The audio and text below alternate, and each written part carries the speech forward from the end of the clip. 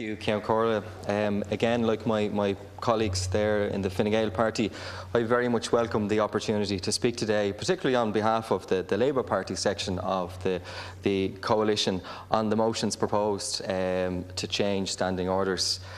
These changes, which are proposed to take effect from September 14th, are the first step of this government's plan for the radical reform of our entire political system.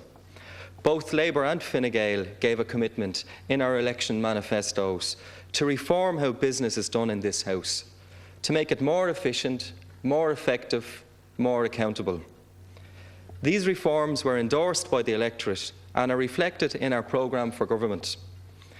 We have been given a democratic mandate to implement these commitments, and we are delivering on them.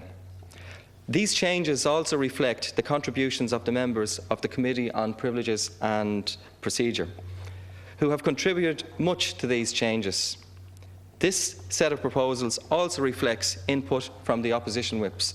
And from my own recent experience as Assistant Whip to the Labour Party and being a member of the CPP, there seems to be a very positive relationship between all sides of the House, and I want to commend everybody for their efforts and their voicing of their opinion, and I would like to think that their opinions have been listened to.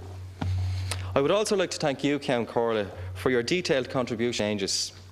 Your experience and advice has been invaluable in the formation of these measures. I know I speak for Deputy Stagg in saying that we look forward to giving more of your proposals further consideration in the autumn. Ceann Comhairle, there is a long history of work done on these issues with no outcome. This time it's different. This time we have real positive proposals for change in how we do business in this House. With these proposals, we are undertaking to make better use of the time available to us in this House to both legislate and to hold the Executive to account. And I know some of these points have been mentioned already, but I think it's important just to point out what changes will be implemented from September. The Dáil will commence earlier on Tuesdays at 2 p.m. Topical issue debates will replace the current adjournment debate. The Standing Order 32 procedures will be reformed for raising urgent issues. A time limit will be introduced for the order of business. We will provide for leaders' questions to be taken by the Taoiseach on Thursdays, and a new procedure will allow Dáil deputies raise issues regarding replies to parliamentary questions. There will also be changes to Taoiseach's PQs on Tuesdays and Wednesdays, and finally there will be extra Dáil sitting days on the first Friday of every month to provide time for TDs to introduce their own bills. I think it's important to note the origin of these proposals. As I said, these commitments were given in the respective manifestos of Labour and Fine Gael. These proposals came from parties who had spent 14 years in opposition and witnessed 14 years of inaction on Dáil reform. This experience of opposition means that the changes are in the interest of those now in opposition. There is therefore a large measure of agreement on these issues because the origins of the proposals came from the opposition, as my previous colleague said. We know the Dáil must be able to keep the Executive to account, and the first step and the steps to follow will greatly strengthen the hand of Dáil Éireann in that regard. Two of the measures that I want to focus on as part of this reform agenda are crucial to how we function as a Parliament. One relates to the primacy of power being held by elected public representatives. In recent years, power has been taken from the House and transferred to nameless persons in non-accountable positions. This was a policy instrument to abdicate government responsibility, and it weakened our parliamentary democracy. It also diluted democracy and the power of the people and their representatives. In the autumn, the government whips will start work on the next phase of Dáil reform in consultation with the opposition whips. The next step in the programme for reform will be about bringing more power back to the Dáil. In this, we will propose to give back to the members of this House the right to raise parliamentary questions on the activity of these bodies that I mentioned earlier. These bodies deal with the people's money, and they are entitled to ask questions about how it's spent. This is an undertaking in the programme for government and will mean that members will be able to ask questions of ministers who have quangos under their remit and be able to get replies. My colleague and Deputy Government Whip Emmett Stagg said recently in this House that real power in democracy is the power to ask a question and get an answer. I agree with him that this feature has been removed in recent years by the removal of power from this chamber, and we propose to bring that power back into the chamber. We also propose reforms relating to the standard of information to be provided in response to PQs.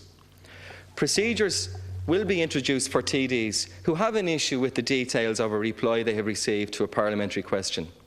These will then be referred on to the Ceann Comhairle to decide if reasonable information has been provided. The Ceann Comhairle can then refer that matter back to the Minister with a request for further information. And if the reply from the particular Minister is still unsatisfactory in the view of the TD who originally asked the question, they can request the Ceann Comhairle schedule the issue as a topical issue debate. I think this is a fair appeal procedure, and I think it will greatly increase the power of deputies to access information and fulfil their role as elected representatives.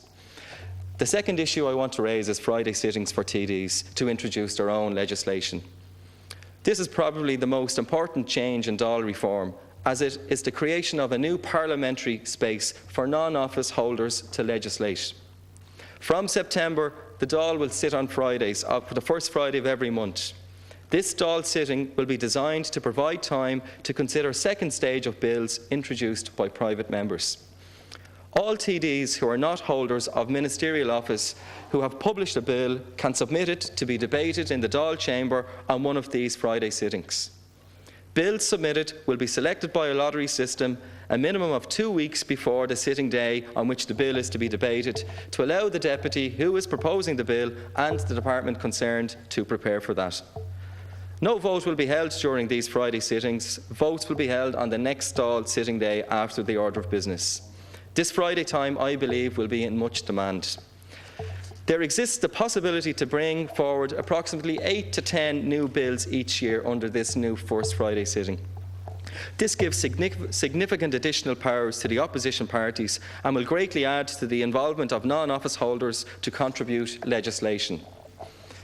As I said previously, Ceann Comhairle, this is just the first step in a programme of reform to be implemented over the lifetime of this government. The introduction of a Dáil reform package just 4 months into the life of this government shows a genuine commitment to deliver on real reform. I believe we are delivering on our commitments outlined in the programme for government to sit longer and do more. With this and other measures, we will bring greater effectiveness and accountability to how we do business. And finally, Ceann Comhairle, after over a decade of inaction, the issue of Dáil reform is not only back on the agenda, but real progress is at last being made on the issue. Thank you.